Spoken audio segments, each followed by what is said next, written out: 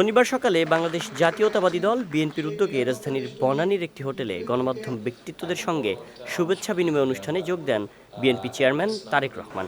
এ সময় তারেক রহমান সম্পাদক ও সাংবাদিকদের কাছে গিয়ে শুভেচ্ছা বিনিময় করেন। অনুষ্ঠানে বিএনপি চেয়ারম্যান বলেন, যে কোনো মূল্যে দেশকে গণতান্ত্রিক ধারায় রাখতে হবে।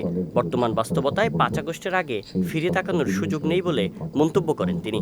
আমরা যে কোনো মূল্যে যদি এই যে জবাবদিহিতাটা, গণতান্ত্রিক প্রসেসটা যদি আমরা কন্টিনিউ করতে পারি, অনেক বেগ হয়তো আসবে, অনেক কঠিন হবে, কিন্তু একটা সার্টেন টাইম পর আমরা যদি গণতান্ত্রিক প্রসেসটাকে কন্টিনিউ করে যেতে পারি, তাহলে নিশ্চয়ই আমরা অবস্থার পরিবর্তন ঘটাতে সক্ষম হব।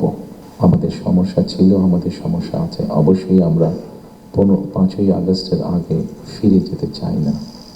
এ সময় দেশকে এগিয়ে নিতে ঐক্যবদ্ধ হয়ে সবাইকে কাজ করার আহ্বান জানিয়ে তারেক রহমান বলেন, বিগত সরকারের আমলে মতবিরোধের বাজে দৃষ্টান্ত দেখেছে দেশ। পাশাপাশি আগামী 12ই ফেব্রুয়ারি দেশ গণতন্ত্রের দিকে যাবে বলেও আশা প্রকাশ করেন তিনি।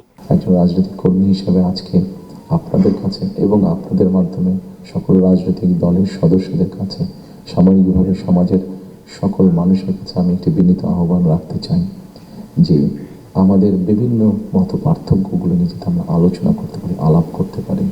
আমাদেরকে যে মূল্যে ডেমোক্রেটিক প্রসেস, যেটা আমরা 12 তারিখ থেকে ইনশাল্লাহ শুরু করতে যাচ্ছি।